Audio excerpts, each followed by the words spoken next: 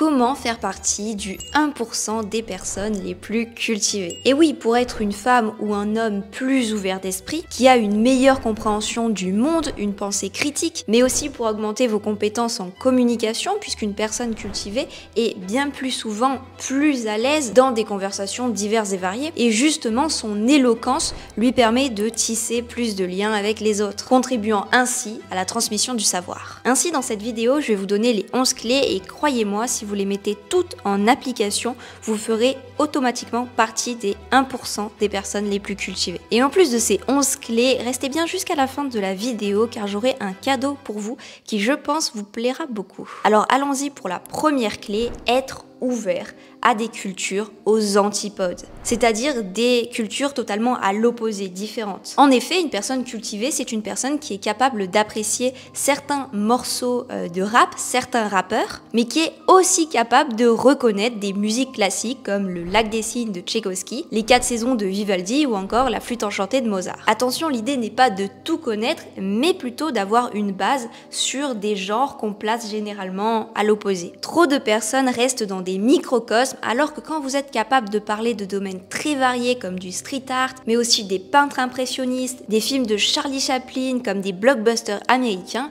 eh bien vous devenez une personne magnétique. Deuxième clé, ne restez jamais en surface, mais plongez dans les coulisses, dans les rouages. Souvent, les personnes peu cultivées vont regarder un film et passer à autre chose. Une personne cultivée, elle, va remarquer des détails. Par exemple, avez-vous remarqué que dans le film 3, réalisé par Peterson avec Brad Pitt, Achille est présent lors de la bataille finale, alors que si vous avez lu les œuvres d'Homère, ou que vous avez cette référence, eh bien vous savez que dans l'histoire originale, il était mort il y a des années et des années. C'est vraiment un exemple parmi des milliers d'autres, mais une personne cultivée, eh bien elle va faire la différence entre l'histoire et son adaptation, ou encore entre un livre et une adaptation cinématographique. Pour la simple et bonne raison que cette personne, elle a du recul. Et pour avoir ce recul, eh bien c'est tout simple, il faut suivre votre cœur. Si quelque chose vous intéresse, un livre, un film, une statue, une peinture, peu importe, eh bien cherchez les significations, lisez des articles, bref, ne restez pas sur la surface émergée de l'iceberg comme le font la majorité des personnes. Troisième clé, commencez par vous connaître vous et votre cercle proche. Qui êtes-vous ? Qui sont vos parents? Est-ce que votre grand-père a fait la Seconde Guerre mondiale? Est-ce que vos parents ou arrière-grands-parents ont des origines espagnoles, italiennes, marocaines, algériennes? Quel métier font-ils? Avocat, boulanger, en quoi est-ce que ça consiste? Dans quelle ville habitez-vous? Quelle est son histoire? En effet, avoir une bonne culture générale, ça commence par se connaître soi-même et tout ce qui est proche de nous. Gardez à l'idée que si vous savez en tirer des leçons, eh bien vos expériences font partie de votre culture générale et ça c'est extrêmement charismatique et utile puisque vous pouvez transmettre votre vécu à des personnes pour les aider dans leur propre choix. La quatrième clé, c'est d'avoir des connaissances sur la santé et la survie. Et oui, pour faire partie des 1%, il faut connaître les choses élémentaires pour survivre, c'est un peu la base de l'humanité. Comprendre comment fonctionne notre corps, comprendre ce qui est dangereux, les premiers gestes de secours. On ne vous demande pas d'être médecin, mais comme le disait Platon, je cite, « Le premier bien est la santé, le deuxième la beauté, jeunesse, le troisième, la richesse. » Il y a une multitude de domaines qui sont très intéressants. Mais votre santé, que ce soit votre santé physique ou votre santé mentale, eh bien c'est certainement le domaine le plus important. Et comme avoir de la culture générale, ça sert pas juste à faire le beau en dîner, mais ça sert surtout à améliorer sa vie au quotidien, eh bien avoir une large culture et des connaissances sur sa propre santé, c'est extrêmement important. Cinquième clé, c'est tout simplement de connaître les fondamentaux. En effet, on va pas tourner 2 heures autour du pot, c'est tous les trucs que si vous les connaissez pas, vous risquez de passer pour un con. Donc typiquement, vous prenez la base dans chaque domaine, par exemple l'histoire. Bon bah voilà, vous devez savoir que l'Antiquité c'est avant le Moyen-Âge, que le Moyen-Âge c'est avant la Renaissance. Vous devez connaître les dates clés comme le 11 septembre 2001, savoir placer les pays importants sur une carte, ou encore savoir qu'une boussole indique toujours le nord. Bon évidemment, je vais pas tout citer, mais si ça vous intéresse, eh bien dites-moi en commentaire si vous souhaitez avoir une vidéo justement sur ces fameux fondamentaux de la culture générale. Sixième clé, super importante celle-là, cultivez votre discernement. En effet, le discernement, c'est ne pas croire en n'importe quoi.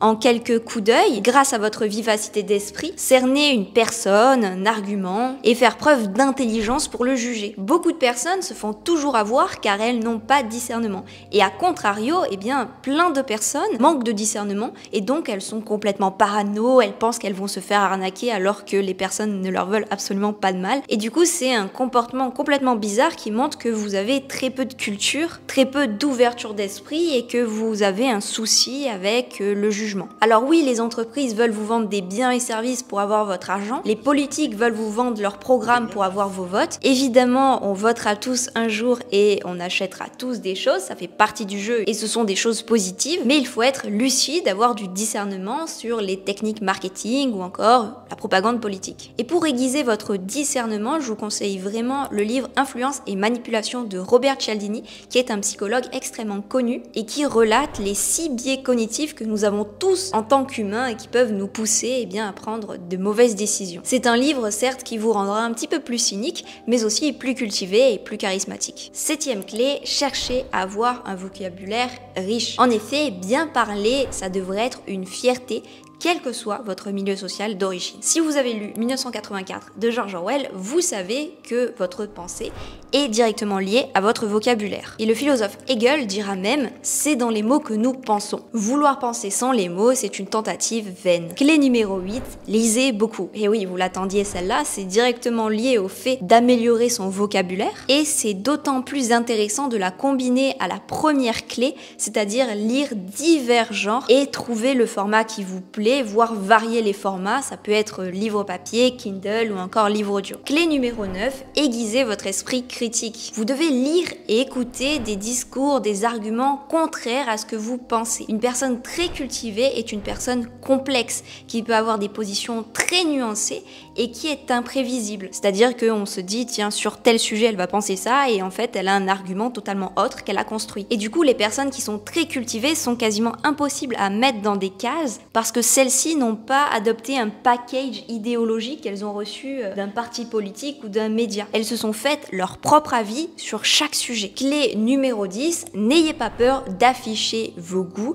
et de vous spécialiser sur les domaines qui vous intéressent. Si vous avez un attrait pour la culture japonaise, les mangas par exemple, ou que vous êtes captivé par l'Italie du 19e siècle, eh bien c'est signe de maturité intellectuelle. En effet, si vous avez déjà observé le comportement d'un bébé, vous vous rendez compte que ses décisions sont très aléatoires. Il ne sait pas vraiment ce qu'il aime ou ce qu'il aime pas et il peut changer d'avis très vite en l'espace de quelques semaines, quelques mois. Mais une fois grand, eh bien il a eu assez d'expérience pour juger de ce qu'il aime ou non. En effet, quelqu'un de cultivé sait ce qui l'attire, c'est ce qui le fait vibrer, tout en restant évidemment ouvert à la nouveauté. Une personne cultivée est capable de dire pourquoi il ou elle trouve quelque chose très intéressant ou pourquoi au contraire le trouve sans intérêt, tout en restant évidemment ouvert aux idées des autres, au débat et aux nouveaux regards. Et enfin, dernière clé, la numéro 11, apprenez de tout le monde et accrochez-vous aux personnes les plus cultivées à qui vous souhaitez ressembler. Absolument toutes les personnes peuvent vous apporter de la connaissance et de la valeur. Peu importe leur âge, qu'ils soient riches ou pauvres, qu'ils aient fait 15 métiers ou qu'ils aient fait le même métier, il est vraiment très important d'apprendre à apprendre de tout le monde et surtout de savoir écouter plutôt que parler.